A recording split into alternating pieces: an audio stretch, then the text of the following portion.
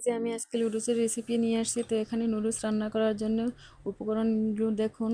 এর ভেতরে এখন আমি গরম পানি করে রেখেছিলাম, তো তার ভিতরে আমি নুডলস দিয়ে দিলাম। এখন নুডলসটা ভালো করে সেদ্ধ করে নিয়েছি, তো সেদ্ধ হয়ে গেছে, ছেঁকে নেব এখন। তো ছেঁকা হয়ে গেছে, এখন আমি গ্যাসে একটা কড়াই বসিয়ে দিলাম। তো কড়াই গরম হয়েছে, এখন আমি তেল দিয়ে দিলাম। তো তেলটাও গরম হয়েছে, এখন আমি আমার কাছে মুরগির গোশ কাটা ছিল, সেইগুলো দিয়ে দিলাম। তা এর ভিতরে ব্রাউন কালার করার জন্য হলুদের গুঁড়ি দিয়ে দিলাম। তো ভালো করে নেড়ে চেড়ে নিচ্ছি। এখন আমার গোশ ব্রাউন কালার হয়ে গেছে। এখন এর ভিতরে আমি কাঁচামরিচ দিয়ে দিলাম কুচি, পেঁয়াজ কুচি দিয়ে দিলাম, দিয়ে ভালো করে নেড়ে চেড়ে নিচ্ছি। একটু ভাজা হলে আমি এর ভিতরে 2টি ডিম দিয়ে দেবো। তো আমার পেঁয়াজ কুচি এখন ভালো করে ভাজা হয়ে গেছে, এখন আমি ডিম দুটি দিয়ে দিচ্ছি।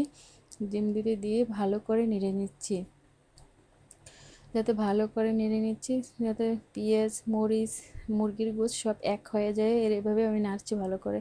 তো আমার এখন নাড়া হয়ে গেছে, এখন এর ভিতরে আমি কিছু সবজি টমেটো দিয়ে দিচ্ছি, দিয়ে ভালো করে নেড়ে নিচ্ছি। এর ভিতরে আমি এখন একটা ম্যাগি মশলার প্যাকেট অ্যাড করে দিচ্ছি।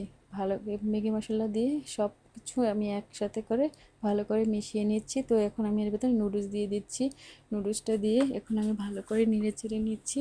দেখুন আমার নুডলস রান্না হয়ে গেছে প্রায়, এখন শেষ। এখন আপনারা বাসায় চাইলে এরকম করে রান্না করে দেখে খেয়ে দেখতে পারেন, ভালো লাগবে। তো আমি স্বাদ বাড়ানোর জন্য একটু ধনেপাতা দিয়ে দিলাম। তো ধনেপাতা দিয়ে নেড়েচেড়ে আমি এই যে নামিয়ে ফেললাম।